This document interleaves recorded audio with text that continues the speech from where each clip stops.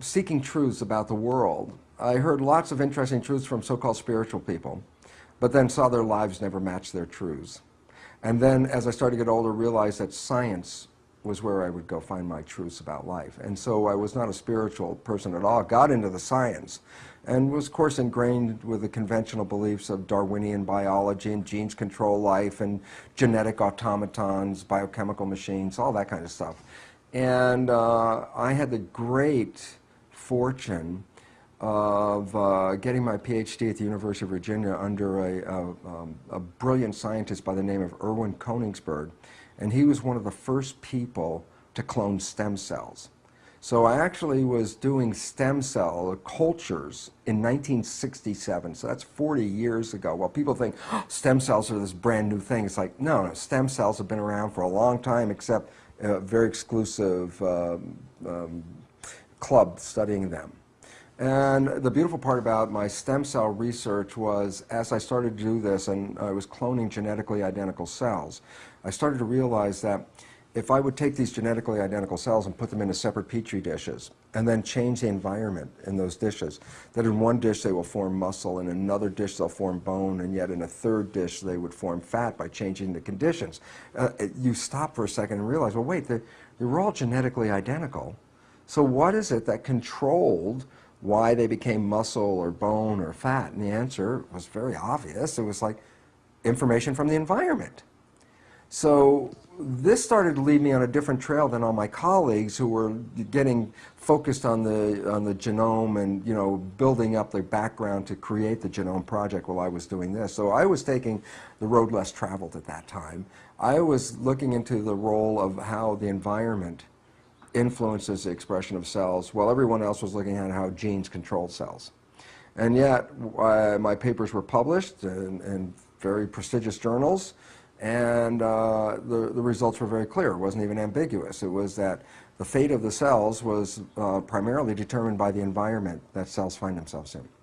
So when I published this, I was, of course, very excited by this, but then found myself to be a very small crowd of one in my community, because I had violated, mind you, what is called the central dogma.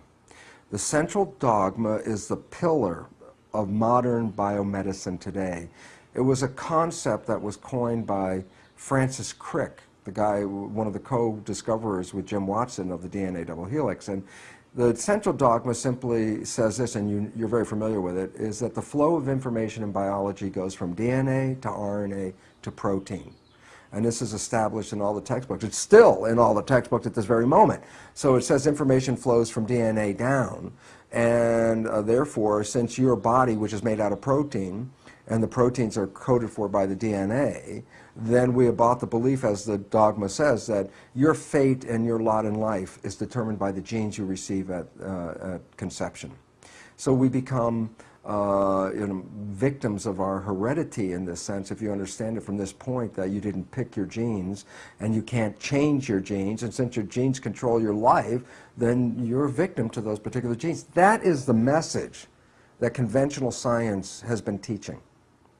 And the issue is, that's totally false. When I got out of medicine, and I actually looked backwards, and I said, you know, I never really looked up the word dogma, and I looked it up in a dictionary, and I was shocked, because the definition for the word dogma is a truth based on religious persuasion and not scientific fact. Challenging the dogma officially makes me a heretic in what was called science, but by definition now is more religion.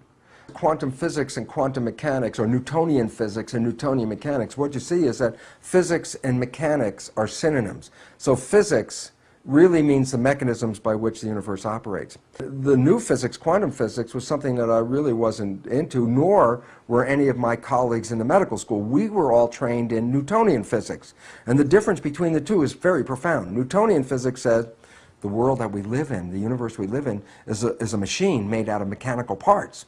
If you want to understand how it works, take it apart, study the pieces, change the operation. That's the basis of medicine. We look at a human body, it's a machine made out of physical parts. When it's not working right, change the parts by buying chemicals and drugs. And that's the way that conventional medicine operates. When I started to read the quantum physics, I realized, oh my goodness, the whole foundation of the universe is not based on a mechanical, physical universe. It's based on the invisible energy called the field. So let's say if I hold a magnet right here in front of you, you can see the magnet, but what you can't see is the invisible magnetic field. And so what it says is, well, we are physical things in our world like physical bodies. We're immersed in fields, electromagnetic fields, magnetic fields itself, all kinds of fields like telephone, cell phone fields, television fields, radio fields, whole ranges. What is the difference between the Newtonian physics and quantum physics is this. Newtonian physics focus on the particles. Quantum physics says, you want to understand why the particles take this shape? Then you have to understand the field. It's the field that controls biology. It's the invisible forces. There's a great quote by Albert Einstein, and it's simple. It goes, the field is the sole governing agency of the particle. In other words, in the world of invisible things, fields, and particles, matter, it's the field that gives shape to the matter. This becomes relevant. It says, okay, here's the physical particles of my body. Why are they in a healthy state, or why could they be in a sick state? That's the physical expression. And the answer is, well, to understand that, don't look at the body. You have to understand the invisible forces in the field. And it's fun, because if you think about it, when you were young, at some point you must have had like iron filings and sprinkled it around a magnet, and all of a sudden you saw the iron filings form that pattern of the magnetic field. Well, quantum physics would look at this pattern and try to explain how come all the iron filings fell in this pattern without recognizing that the field exists. In other words, can you explain why the iron filings have this shape if you don't recognize the magnetic field? And the answer is absolutely not. The body and its cells are like iron filings. Medicine is trying to understand the nature of the body by looking at the iron filings. And quantum physics says, if you don't understand that invisible field, you can't ever understand what's happening in the body. Max Planck, one of the founders of quantum physics, talked about this invisible shaping field and gave it the name the matrix. And that, of course, has been used in the movie. And in fact, people talk about this matrix. Some people refer to it as the divine matrix. My friend Greg Braden, who wrote a book about that, meaning not only is this the invisible field, the energy field, but it's equivalent to many people what is God and spirit. Invisible forces, whether you use the physics context and talk about invisible forces as fields, or you use the spiritual context that says the invisible forces are spirit, the spirit and the field at least represent the same thing in modern science. So science is bringing the spiritual concept of invisible forces into play into the physical world that was left out by Newtonian physics. Now the problem, conventional allopathic medicine is completely locked into Newtonian physics. Doesn't even bring the mind into the concept of healing. Medical students get about 15 minutes in their entire academic career of a thing called the placebo effect. And the placebo effect is simply the mind can change the character of health.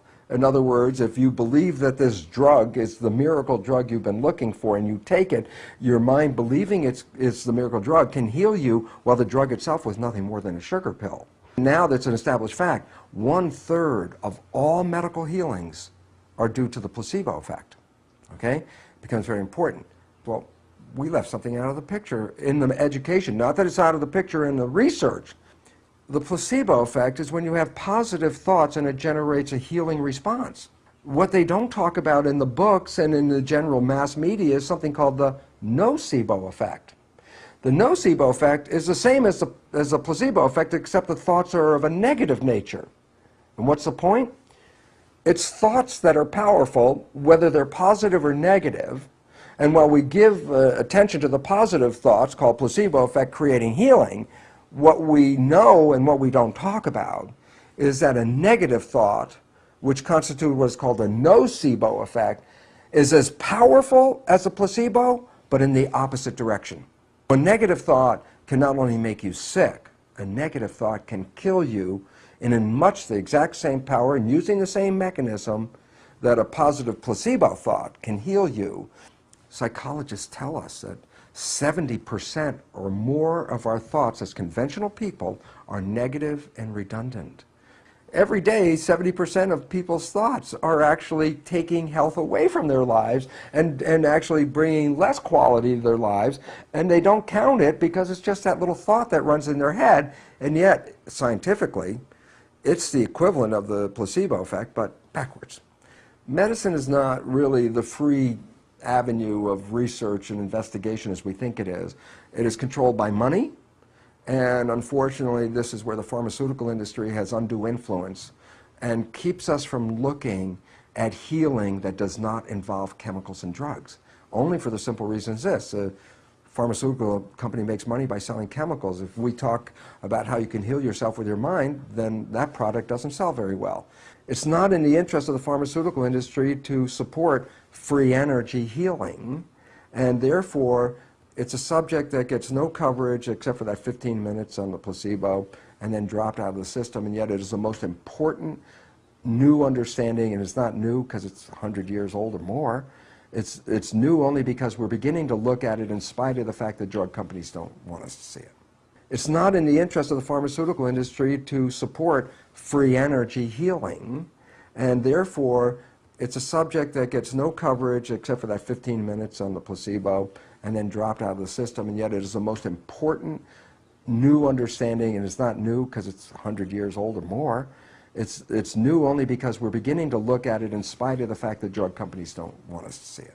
The problem with the concept of the power of positive thinking is people just think, oh, well, if I just have positive thoughts, then my life should be affected, and this is why positive thinking has a real bad rap in the public. Having a positive thought does not in any way necessitate that those positive thoughts actually manifest themselves. There's a piece that was left out, and if you don't understand the piece, then you're shouting into the wind with your positive thoughts. Nothing's going to happen.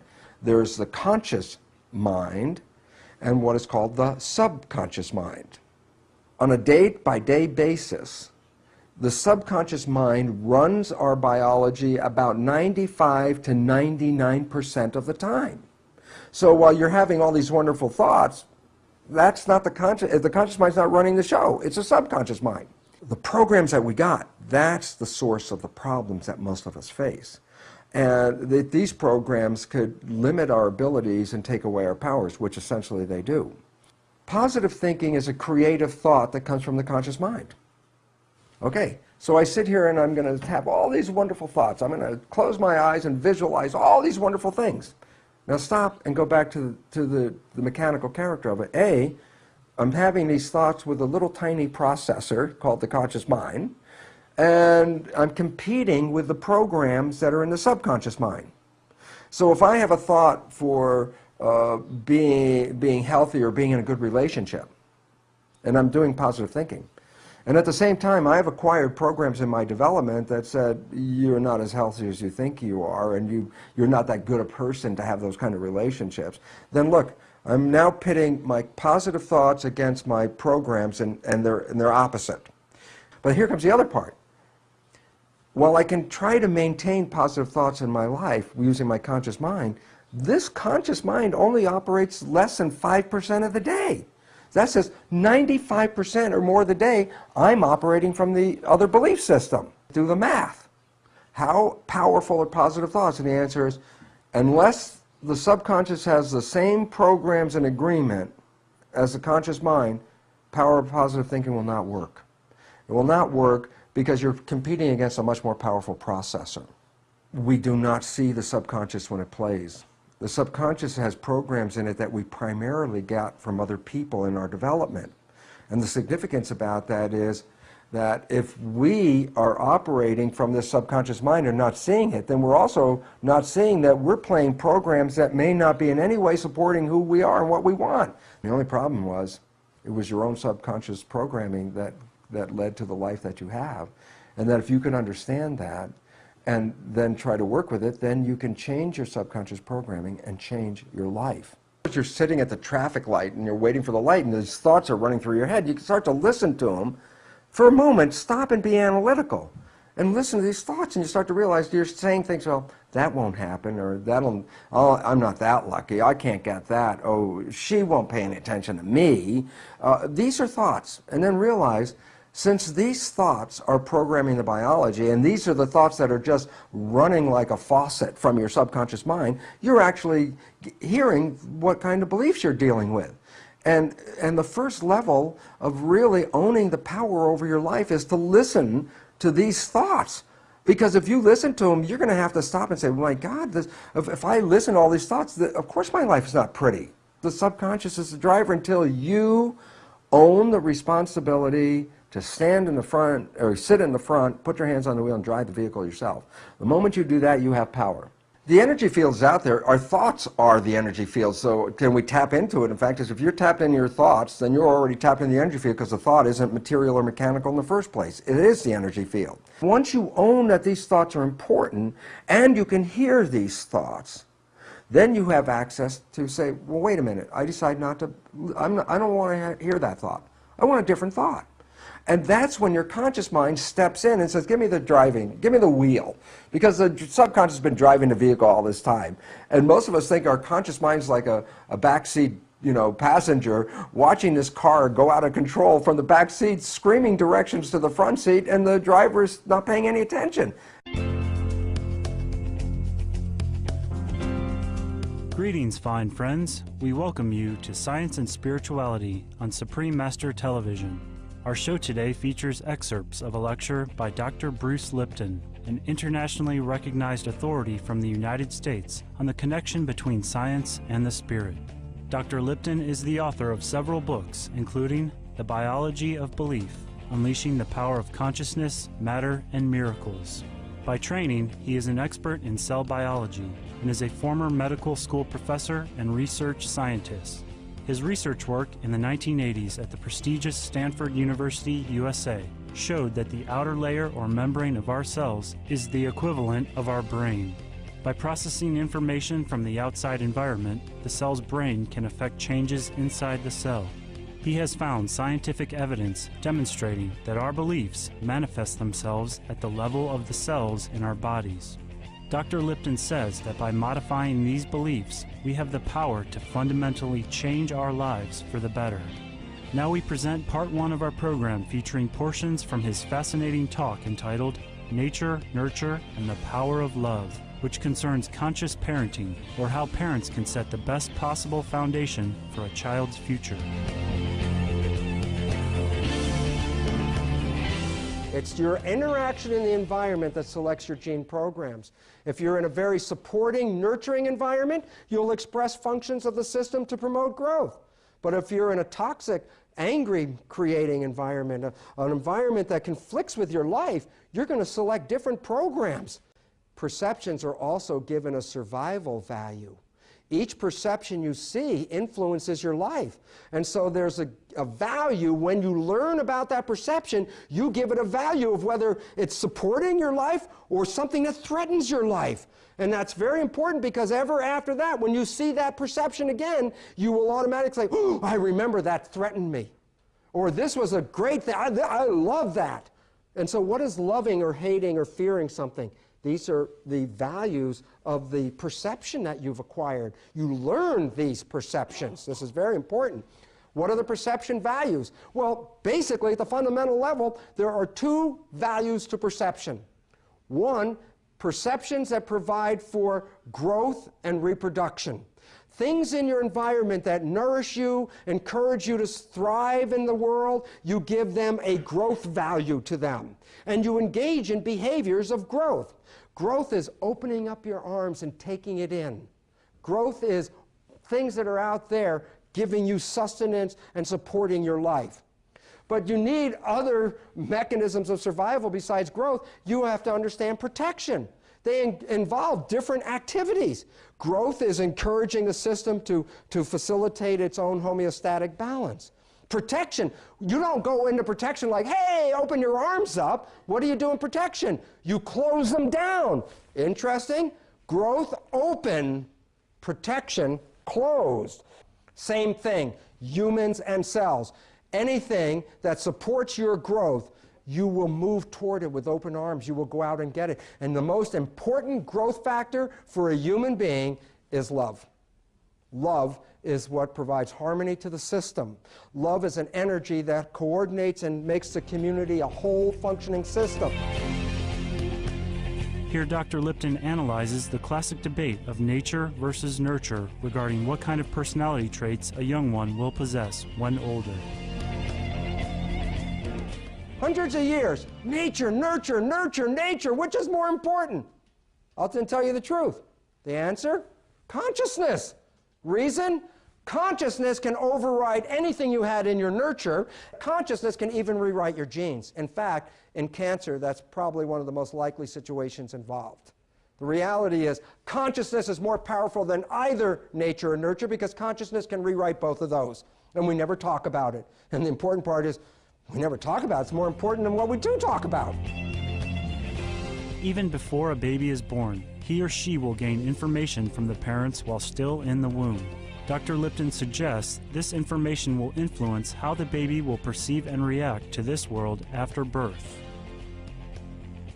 The fetus is getting the same signals across the placenta. So as the mother experiences something, the fetus experiences why? Same hormones cross the placenta affect the embryo. It's not a bad plan. Reason? It's nature's Head Start program. What's going on in the world? Fetus can't see it.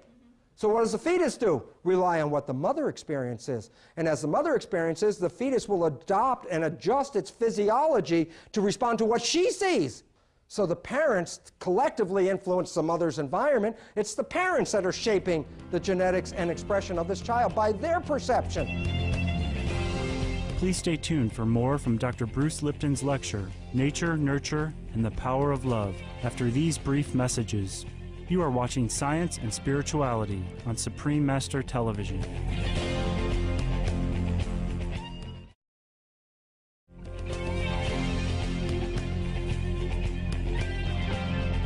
Welcome back to Science and Spirituality. Today we are featuring a talk entitled Nature, Nurture, and the Power of Love by Dr. Bruce Lipton, an expert on cell biology and an internationally recognized authority on the connection between science and the spirit.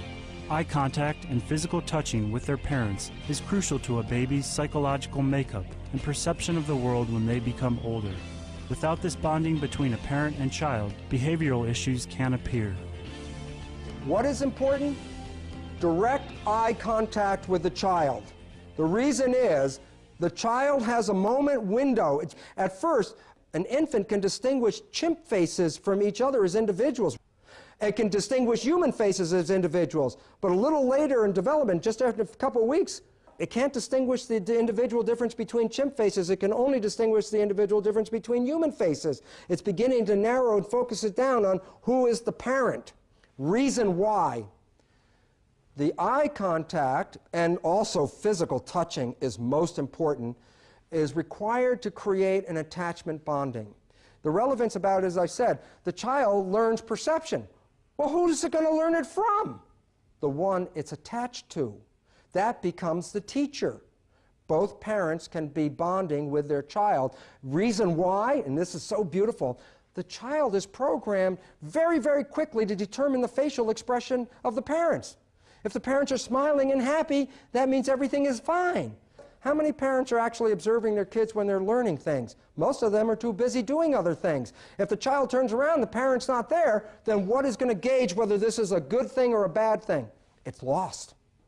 Now it's not very clear. It was designed to learn very quickly by observing the facial character of the parent what was going on. Now here's an important point.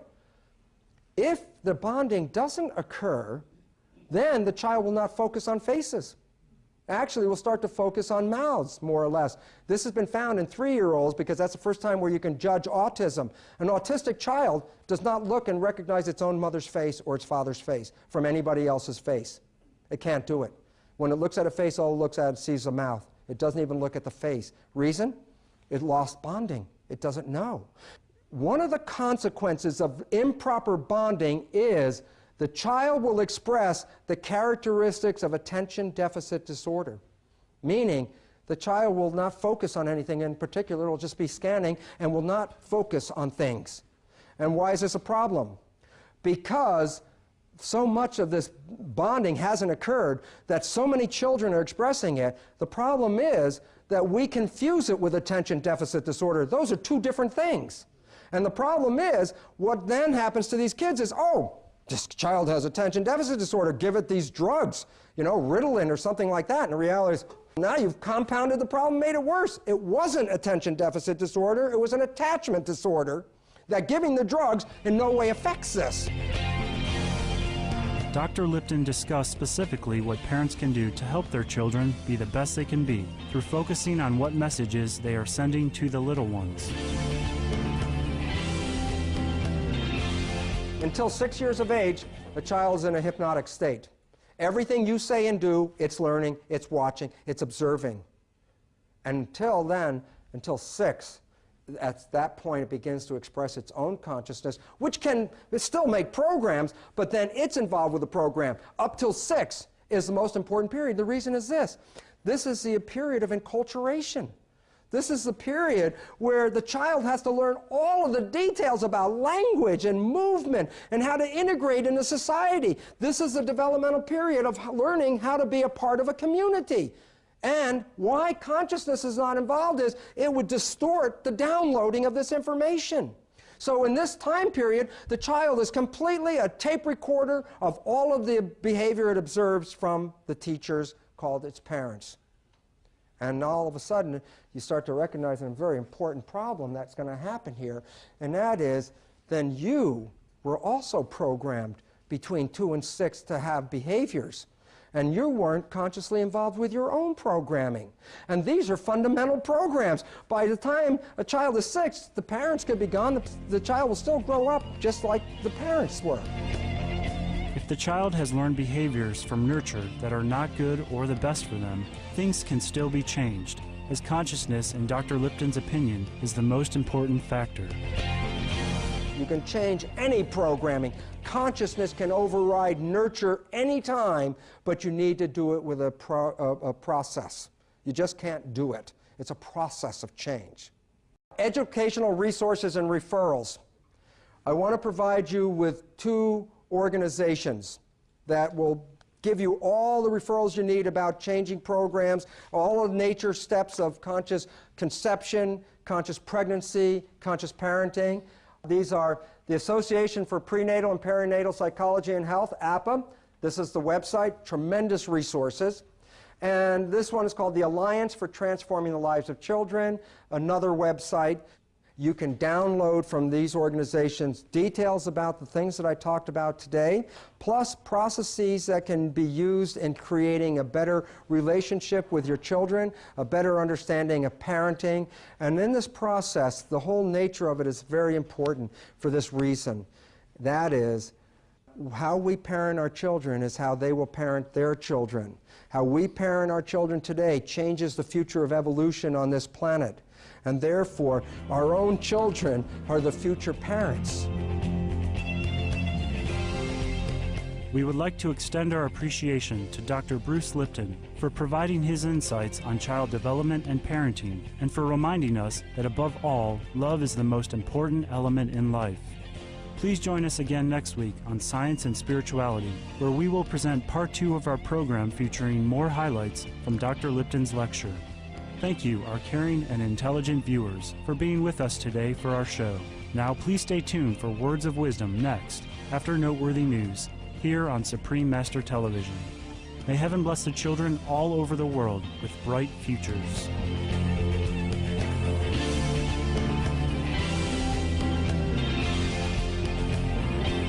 For more details, please visit www.suprememastertv.com/SS.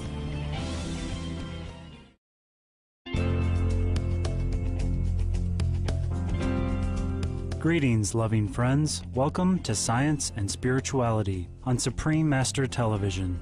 Dr. Bruce Lipton is an internationally recognized authority from the United States on the connection between science and the spirit. Dr. Lipton is the author of several books, including The Biology of Belief, Unleashing the Power of Consciousness, Matter, and Miracles.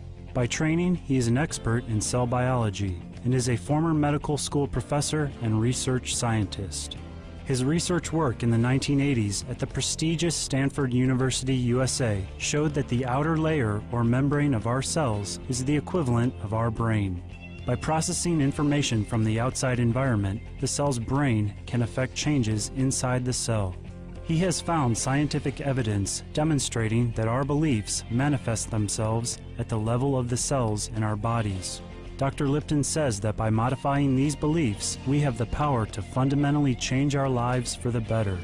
Last week, we brought you part 1 of Dr. Lipton's fascinating talk entitled Nature, Nurture, and the Power of Love, which concerns conscious parenting, or how parents can set the best possible foundation for a child's future. Now we will present more highlights from his lecture in part 2 of our program. Parenting is a way of life. The new biology reveals we are very, very personally responsible. We really should be understanding how we incorporate ourselves in the community of nature, not to dominate nature, but how to participate in the community. And this is also the effort of understanding about parenting, because we are a community of people. Here, Dr. Lipton analyzes the consequences of living in fear and how important it is for organisms to grow in a stable environment. When you're in protection, you cannot grow. Cells in protection close themselves off. So the more fear you're in, the more you shut your system down. The more you shut your system down, the less growth. And growth is not just from a neonate to an adult. A growth behavior is required every day of your life, for the simple reason, every day of your life you're losing millions and billions of your cells. If you don't replace them, after a short period of time, the attrition will cause a breakdown of the mechanism and disease. The more fear that you live in, the more protection you hold, the less growth you express, and the more susceptible you are now for disease. Because what have you done? Shut down the system. Everybody needs to grow every day. In the modern world, stress is all around. But how does stress influence children in general? Dr. Lipton says that stress, especially exam stress, may actually hurt children's intellectual development. So you shut down growth. That's the first thing you do when you get under stress. The system knows this. Those stress hormones cause the immune system to shut itself off. We live in a stressful world out there. Well, what does that mean when you're under stress? You shut off your own immune system. That's when you start to get sick fast. If you're running away from a lion, stressful adrenal system, are you going to use executive reasoning and logic, or are you going to use hindbrain reflex behavior? You engage in reflex behavior, not thinking. Point? When you're under stress, you're less intelligent. And the world, we are becoming less intelligent as a group because of the stresses that we're under. We're not thinking clearly. In school, we call it exam stress. Exam stress, try to think of an answer. You can't, because the answer comes from reasoning and logic. And when you're under exam stress, all you're thinking about is running out of the exam room going, ah! And so right away, you're not working on logic. And so the point is, what happens to us when we live in this world under stress? We shut off our growth, we shut off our immune system, and we shut down our intelligence.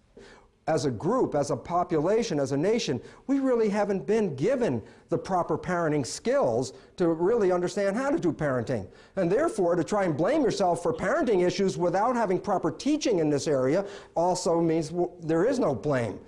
What I want to try to tell you is that, first of all, parenting, it's not a list of things to do, and I'm not going to provide a list of things to do. Once you see how the cells actually work, all of a sudden you say, oh my goodness, our belief in things like genes controlling biology and all this other stuff is not accurate at all. There's a new understanding, and what's really wonderful about it, it is really fully empowering. The Human Genome Project was an initiative sponsored by the U.S. government with the key goal of identifying all the genes of human DNA. 10, 12 years of this Human Genome Project, and in 2001, the results are released, and what are they? The answer is not 140,000 genes as anticipated. The answer is 34,000 genes. In the issue of the Human Genome Project in Nature, a Nobel laureate, David Baltimore, he is the geneticist and a Nobel Prize-winning geneticist at that, very prominent in the world, had a special article in the issue of Nature describing the results of the Human Genome Project. And in the conclusion of his results, this is what he writes. But unless the human genome contains a lot of genes that are opaque to our computers, it is clear that we do not gain our undoubted complexity over worms and plants by using more genes. Please stay tuned for more from Dr. Bruce Lipton's lecture, Nature, Nurture, and the Power of Love, after these brief messages. You are watching Science and Spirituality on Supreme Master Television.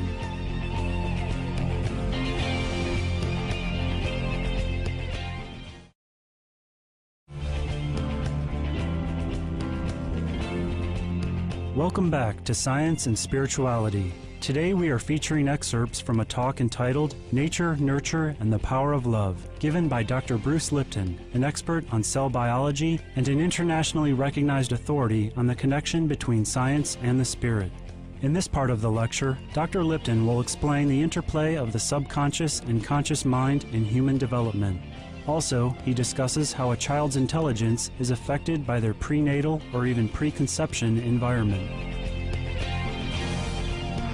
We acquire instincts from genetics, and learned habits are stored in the subconscious. And the third level of perception is the conscious mind, which is creative, which is different than the subconscious mind, which is just learned habits.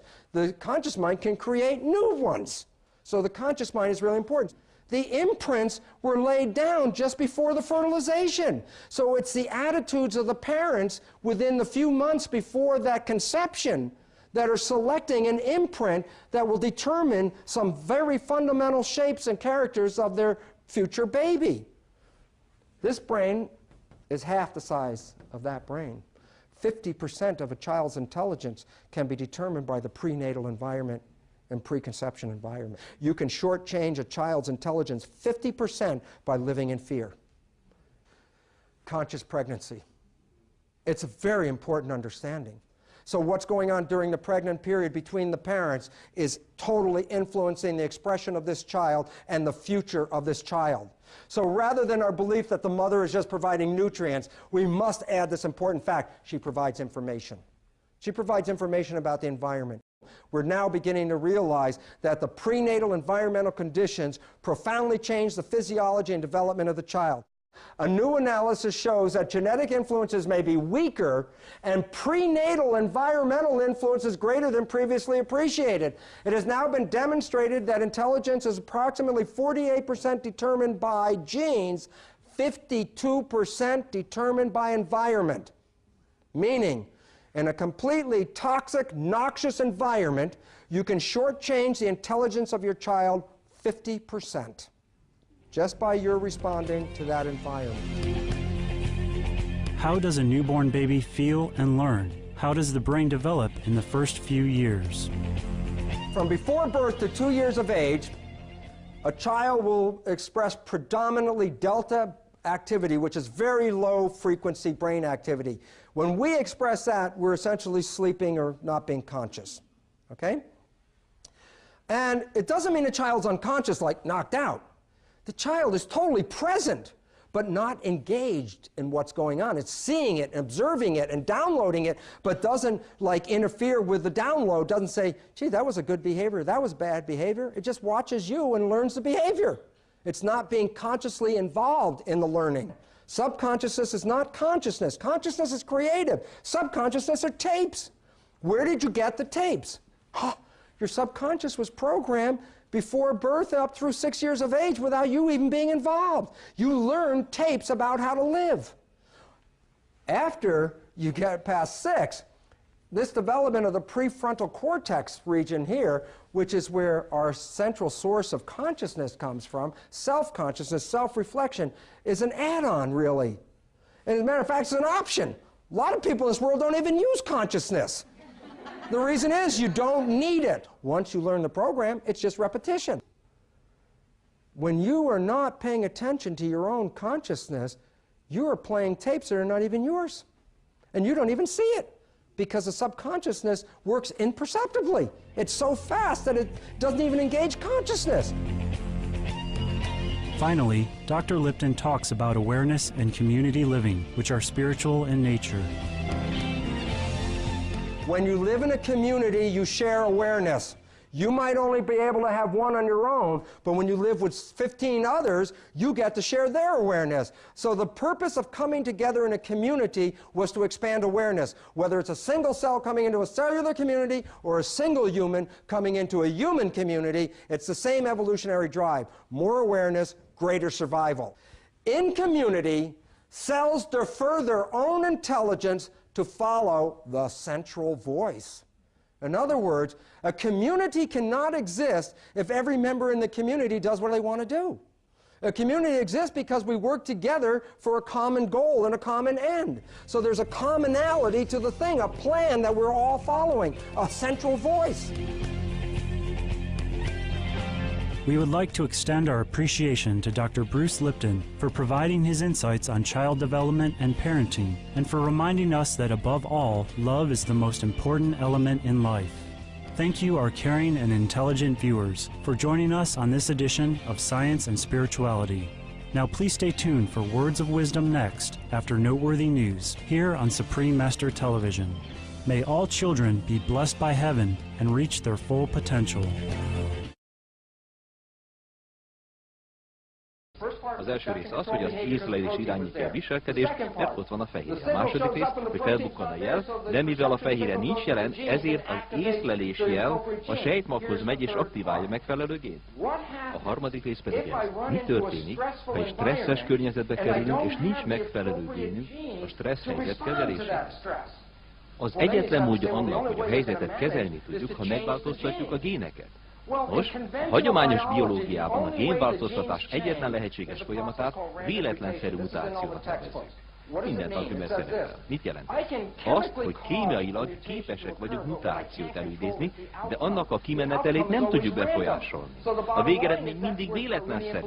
Itt lép be a darwini nézet, mely szerint az evolúciót a gének véletlenszerű változása okozta.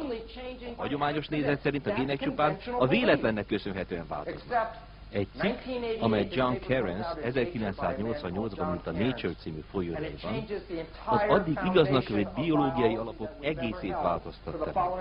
Egy újfajta mutációról számolt be, az alkalmazkodó mutáció. Ezzel a mutációval a gének nem véletlenszerűen változnak, mert a környezet az, amely a mutációt irányítja. Tehát a génjeinket valójában mindig a környezetben észleltekhez igazítjuk. A mutációk tehát nem véletlenszerűek, hanem a környezet vezérli őket. Az elmúlt évben napvilágot látott ez a másik nagyon érdekes cikk is.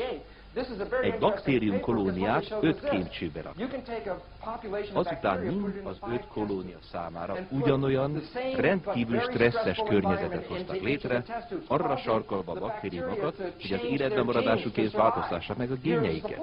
Az eredmény mindegyik kémcső esetében teljesen megegyezett. Hirtelen az a kérdés merül fel, hol van itt a véletlenszerű folyamat? Nem véletlenszerű, az evolúciós változások mindig a környezethez alkalmazkodnak. Ezek az aktuális környezeti feltételek vezérelve, miniatűr, alkalmazkodó változások minden alkalommal ugyanúgy mentek végre. Ahhoz a környezethez igazítjuk génjeinket, amelyben úgy gondoljuk, hogy élünk. Azért mondom, hogy úgy gondoljuk, mert az észlelés lehet helyes vagy hibás. Következésképpen az észlelés a hit. Ha ez a helyzet, értik, hogy ez mit jelent? A hitünk az, ami a génjeinket megváltoztatja. Az észlelésünk az, ami a géneket megváltoztatja, nem pedig a véletlen. Ez az ábra a Tudomány című folyóiratból és Cairns munkájáról, a genetikai változásokról szól. Ezt a keretet egy csillaggal jelöltem meg, amikor a cikk megjelent, mert akkor ezt még DNS anyagcsere géneknek nevezték, most genetikai mérnöki géneknek hívják őket. Ez a következőket jelent. Már tudjuk, hogy minden sejtünkben vannak olyan gének, amelyek funkciója az, hogy más géneket felülírjanak, ha szükség van rá. Tehát a környezetünkre adott válaszreakcióként mindannyiunkban megvan a képesség génjeink megváltoztatására, a környezeti igazításukra. Figyeljék, merre mutatom. A környezetből érkező jel aktiválja a genetikai mérnöki géneket. Képesek vagyunk megváltoztatni a génjeinket. ahogyan a szervezet észleli a környezetét, az eltérhet magától a környezettől. Miért? Mert az észlelt környezet és a valós környezet esetleg két különböző dolog. Mondhatom, hogy toxikus, ellenséges környezetben élek, miközben meg lehet, hogy az csak a hitem szerint van így. És a környezetem valójában nagyon is támogató. Tehát lehet, hogy az észlelésem eltér a valóságtól. De mire jó az észlelés? Figyeljék a kék nyilat. A genetikai mértéki géneket aktiválja. A génjeinket a hiteink választják ki. Viszont ha nincsenek olyan génjeink, amelyekkel az adott stressz helyzetet kezelni tudnánk, a hitünk átírja a génjeinket, hogy a helyzetet kezelni tudjuk. Létezik irányítás az életünk fölött, de azt a környezetünk észlelési módja határozza meg. Minden a percipiálás, az észlelés irány. A harmadik következtetés tehát az, hogy az észlelés nem csak a viselkedést aktiválja, nem csak a gént aktiválja, hanem amikor szükséges, az észlelés átírja a géneket. Mit jelent ez? A génjeink határoznak meg minket? Örökölt génjeink rabjai vagyunk? Áldozatok? Egyáltalán nem. Mert az észlelésünk módosításával a viselkedésünkön is változtathatunk. Mert az észlelésünk megváltoztatásával kiválaszthatunk másként működő géneket. Mert az észlelésünk megváltoztatásával átírhatjuk a géneket. Az átírást azonban mégsem ajánlana, mivel az emberek 95%-a igazán megfelelő génekkel született, amelyek a túlélést és a boldogulást kiválóan biztosítják. A gond az, hogy amikor az emberek átírják a génjeiket, akkor szinte mindig negatív folyamatot indítanak el, hiszen eredetileg azok jól működtek. Rengeteg betegségnek, még a rákos megbetegedések 95%-ának sincs örökletes alapja. A rákos betegségek 95%-a úgy jön létre, hogy az egyén észlelése révén a normál gének rákgének íródnak át. Emlékeznek? Korábban úgy gondoltuk, hogy az örökletes gének áldozatai vagyunk. Ha megértették az eddigieket, akkor talán most azt gondolják, egész. Az, hogy miként látok dolgokat, mit gondolok a körülöttem zajló eseményekről? Ezek szerint elképesztően fontos, igazuk van. Hiszen ezek mind a hithez kapcsolódnak, mert az emberek esetében az észlelés összefügg a hittel. Tehát megvan bennünk a képesség arra, hogy bármit megváltoztassunk a testünkben. Sajnos, ha valaki eredendően egészséges volt, és azt megváltoztatta, az általában azt jelenti, hogy rontott élőszervezete működési hatékonyságát. Az idegrendszer az, ami észleli és értelmezi a környezetet. Itt van tehát a valódi környezet, és itt vannak a sejtek. Érdekes, hogyha emésztési zavarokkal küzdő beteget néhány izomsejtjet kiveszem a testükből, és jó környezetbe helyezem őket, akkor a sejtek csodálatosan kezdenek növekedni, egészségesek és jól érzik magukat. A testben azonban nem így volt. Miért? Mert valahol a környezet és a sejt között közbelépett az észlelés. Tehát minden pillanatban a hiteink alakítják a testműködésünket. Világos? Miféle hitek élnek a fejünkben, és azokkal milyen géneket aktiválnak? A sejtjeinkben található gének egy számítógépes lemez programjainak felelnek meg. Milyen programok futnak a testünkben? Kétfajta program létezik. Az egyik a fejlődést és a szaporodást szolgálja. Utóbbi a növekedéses forma. A másik fajta pedig a védekezést szolgálja. Amikor belépünk egy környezetbe, akkor vagy növekedési, vagy védekezési programot választunk ki. Egyes sejtet helyezek egy petri csészébe. Az egyik petri csészébe helyezett sejt elé táplálékot teszek, a másik elé mérget. Aztán várok egy kicsit. Mi fog történni? A sejt mindig a táplálék vagy az egyéb hasznos jel felé mozdul, mert a pozitív jelek serkentik a növekedést. Mi a helyzet a másik esetben, ahol a sejt valamilyen méreggel találta magát szemben? A méreg veszélyezteti az életben maradást. Tehát mit csinál a sejt? Nem közel húzódik a toxinhoz, hanem eltávolodik tőle. A sejtek mindig elhúzódnak a negatív jelektől. Miért fontos ez? Ha mondjuk én egy sejt vagyok, és itt táplálék van, akkor erre mozdulok. Ha méreg, akkor erre felé mozdulok. Mozoghat-e egy sejt egyidejűleg előre is, és hátra is? Nem. Miért jelentős ez? Mert amikor környezeti jellel találkozik a sejt, akkor el kell döntenie, hogy növekedni vagy védekezni fog. Ez azért fontos, mert amikor a sejt védekezésbe kényszerül, leáll a növekedéssel. És minél többször azt hiszük, hogy védekezésre van szükségünk, annál inkább leállítjuk a növekedési mechanizmusokat. Ennél fogva elkezdjük akadályozni az egészségünket. Mondok egy példát. A sejtek a növekedést elősegítő pozitív jelek felé mozognak, míg a negatív jelek elől elmozdulnak, ami a védekezést szolgálja. Van néhány olyan jel is, amelyikkel nem törődik a sejt, mert az nem befolyásolja a sejt növekedését, sem a védekezését. A sejtek vagy növekednek, vagy védekeznek, de mindkettőt nem tudják egyszerre csinálni. Ez csupán egyetlen sejt, de már említettem, hogy kb. 60 milliárd sejtből épülünk fel. Ha szemügyre veszek egy embert, akkor megállapíthatom, hogy ő éppen a növekedés vagy a védekezés állapotában van. Érdekes, hogy a legerősebb növekedést elősegítő jel a szerepe. Még a táplálék hatását is felülmúlja. Az a gyermek, amelyik szeretetet kap, nőni, fejlődni fog. Amelyik nem kap szeretetet, az elakad a fejlődésben. Egyes árvaházakban például a gyermekek bőségesen kapnak ennivalót, de figyelmet és törődést nem. A testmagasságuk, a testsúlyuk és az intelligenciájuk 30%-kal elmaradt kortársaikétől. Legtöbbjük autistává válik. Milyen is egy autista gyermek?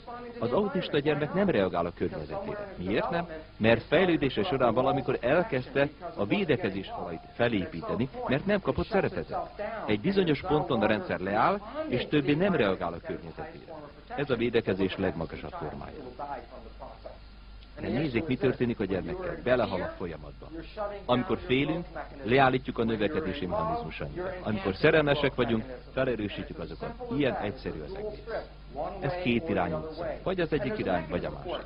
Létezik erre egy mechanizmus a szervezetünkben, amiben a hipotalamusz, az agyalapimirigy és a mellékvese szerepel. A hipotalamusz az agy azon része, amelyik felméri a jeleket. Adott környezeti jelekre az agy eldönti, hogy ez pozitív vagy negatív jel.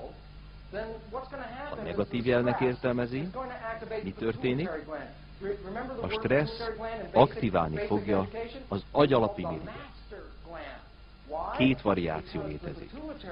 Növekedés vagy védekezés. Negatív jel esetében végül az történik, hogy a stressz aktiválja az agyalapimirigyet azért, hogy a test készen álljon ütni vagy futni. Üss vagy fuss. Emlékeznek? Ez a stressz reakció. Testünk két részből áll, ahogyan azt be is fogom mutatni most. Ezen a részen található minden szervünk. Ezek a belső részek a zsigerek. Mit gondolnak? Mi a zsigerek feladata? A növekedés. Ezek az izmok és a csontok, a támaszték. Mire jók ezek? Védekezésre. Amikor üs vagy fuss helyzetbe kerülünk, akkor a zsigereinket vagy az izmainkat fogjuk a túléléshez használni. Az izmokat. A mellékvese által kibocsátott hormonok a zsigrekben lévő ereket összehúzódásra készítik, és a vért a perifériára nyomják, az izmokhoz, hogy készen álljunk a harcra, vagy a menekülésre. Mi volt a zsigerek funkciója? A növekedés. De ha a vért a zsigerektől az izmokhoz juttatom, mi történik a növekedéssel? Leáll. Stressz helyzetben leállítjuk a növekedési mechanizmust. Az immunrendszer a védelmi rendszerünk, de nem az oroszlánoktól véd meg minket. Akkor mitől? A baktériumoktól és a vírusoktól. A felszín alatt található dolgoktól. Tehát a mellékvese rendszer a környezetből érkező fenyegetésektől véd, az immunrendszer pedig a bőr alá jutó dolgoktól. Vajon szükségünk van az immunrendszerre, ha egy oroszlán elől kell elmenekülnünk? Tehát üs vagy fuss helyzetbe kerülünk? Nem, mivel az immunrendszer rengeteg testenergiát használ föl. Az történik, hogy amikor a mellékvese hormonok túllépnek egy mennyiséget, leállítják az immunrendszert. Amint stresszér bennünket, nem csupán növekedésünk áll le, hanem az immunrendszerünk is. Ezt tapasztaljuk a munkahelyünkön vagy az iskolában is. A tanév végére mindenki stresszessé válik, és ekkor betegszik meg a legtöbb diák. Ennek pedig az az oka, hogy a stressz leállítja az immunrendszert. Ez olyan hatékonyan teszi, hogy szervátültetéskor az orvosok stresszhormonokat használnak az immunrendszer megbénításához. Miért? Mert nem akarjuk, hogy a beültetett szerv kilöködjön. Hogyan tudjuk ezt megakadályozni? Megbénítjuk az immunrendszert. Beadjuk a stresszhormonokat. Stressz idején mi történik velünk? befogadókká válunk a minket támadó dolgok iránt. Üs vagy fuss helyzetben ösztönösen viselkedünk, vagy gondolkodóan és logikusan. Are you going to use reflex behavior, or are you going to use thinking and logic behavior to get out of the mess? Igen, ösztönösen. Miért fontos ez? Emlékeznek, említettem, hogy a hormonok a zsigrekben levő ereket összepréselik, hogy a vért a perifériára pumpálják. Nos, ugyanezek a hormonok préselik össze az előagy erejét is, és a vért a hátsó agyban nyomják, ahonnan a reflexzerű viselkedés ered. Stressz alatt kevésbé vagyunk intelligensek. Ezt tudniuk kell iskoláskorokkor. Amikor dolgozatíráskor a 7. kérdéshez értek, azt gondolták, hű, nem tudom. Ilyenkor érezzük, hogy egész testünk vizsel. Hogy miért? Azért, mert az első dologként vérzubog a kezünkbe és a lábunkba, készen arra, hogy életünk megmentése véget kirohanjuk a teremből. Ráébredünk arra, hogy erre a kérdésre sajnos nem tudjuk a választ. Azt mondjuk, se baj, nézzük a következő kérdést. Ez most egy egyszerű kérdés. De tudják, mi történik? Erre a kérdésre sem jut eszünkbe a helyes válasz. Miért? Mert amikor stressz ér minket, reflexzerű viselkedésre készülünk fel, és tudatos intelligenciánk lecsökken. Mit jelent ez arra a világra nézve, amelyben élünk? Minden alkalommal, amikor bekapcsoljuk a tévét, amikor rádiót hallgatunk, félj, ettől félj, attól fél, szennyezett levegő, húsevő baktériumok terjednek, stb. Mit gondolnak, milyen magas a népesség adrenalin szintje? Rendkívül magas. Minden nappal egyre betegebb és egyre kevésbé intelligensé válnak az emberek. Összefoglalóként megmutatnám ezt. A test fényképezőgépként működik. A következő pont. Bármi legyen is a környezeti jel, a lencsék észlelik azt. Tehát, ha a fényképezőgép lát valamit, a lencsék veszik azt, és képpé alakítják át, ami egy tükrözött másolat. A fényképezőgép tehát mindig egy tükörképet készít a környezetünkről. Az élő szervezetekben ugyanezt történik. A sejt olyan, mint egy fényképezőgép. Bármi legyen is a környezetben, a sejthártya lencseként működik. Veszi a képet és elküldi azt a sejtmagba, ahol az adatbázis és a tárolt képek találhatók. A környezetnek megfelelően a sejt létrehoz egy fizikai struktúrát. Ha az orvos megvizsgál valakit, azt fogja tapasztalni, hogy az illető fizikai állapota azt a környezetet tükrözi, amelyben él. Amikor kinyitjuk a szemünket, ezt a képet látjuk, amikor kinyitjuk a szemünket, és ilyen stresszel teli környezetet érzékelünk, az miként hat az életünknek folyamatainkra? Adrenalin, üs vagy fuss, leáll a növekedés, leáll az immunrendszer, és kevésbé vagyunk intelligensek.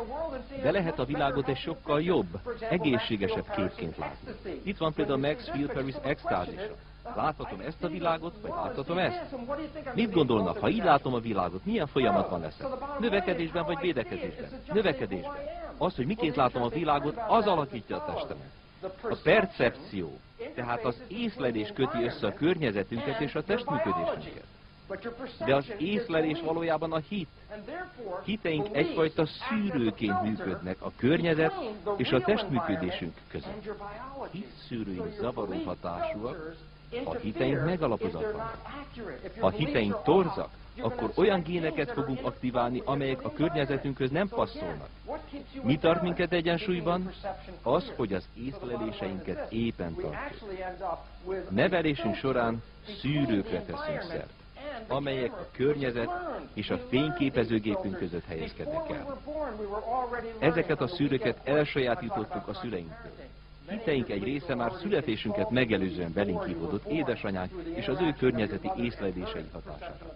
Az anyák és az apák valójában genetikai mérnökök. Utódai fejlődése során géneket választanak ki bennük azért, hogy az utód idomuljon ahhoz a környezethez, amelyben a szülők élnek. Az előadás előtt borítékokat kaptak. Piros és zöld színű szemüvegek találhatóak benne. Hívjuk ezeket hitszűrőknek. Arra kérem önöket, hogy valamelyik szűrőt tartsák a szemük elé. Vagy a piros, vagy a zöld szűrőt tartsák a szemük elé, és nézzenek a vetítővászon.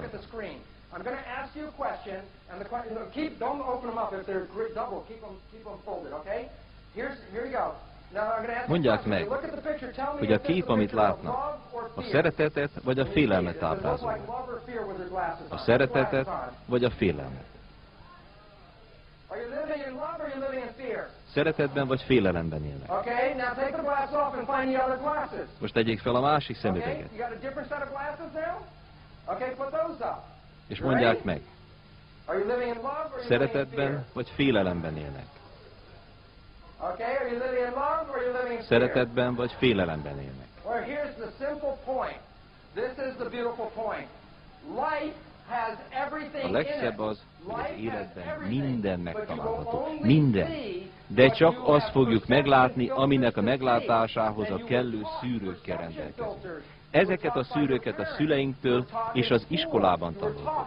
Megtanítottak bennünket arra, hogy miként lássuk az életet. Meg tudunk szabadulni azoktól a szűrőktől, amelyek életünket negatívan befolyásolták. És ez nem is tart sokáig. A szünet után Rob Williams fogja bemutatni azt a módszert, amelyen rendkívül gyorsan képesek lesznek szűrőiket kicserélni. Ebből kifolyólag egészségesebb és a teljességet jobban szolgáló géneket választanak ki azon, az életüket gátló gének helyett, amelyeket eddig hajlamosak voltak kiválasztani. Végezetül annyit mondanék még, hogy önök mindannyian nagy erő birtokosai. A tény pedig az, hogy a tudás hatalom. Ezzel a tudással olyan erő birtokába jutnak, amellyel képesek lesznek befolyásolni életük alakulását. Képesek lesznek kiválasztani, mely gének aktiválódjanak, és hogy életükben milyen viselkedést fejezzenek ki. Önök mindannyian nagy erővel rendelkeznek, nem génjeik áldozatai, csupán arra kell rájönniük, hogy milyen hitek alapján választják ki génjeiket. Ha azok a hitek nem megfelelőek, akkor változtatni lehet rajta. Igen, változtatni lehet rajta. Thank you very Köszönöm a much for your figyelmüket. attention. Köszönöm. Thank you.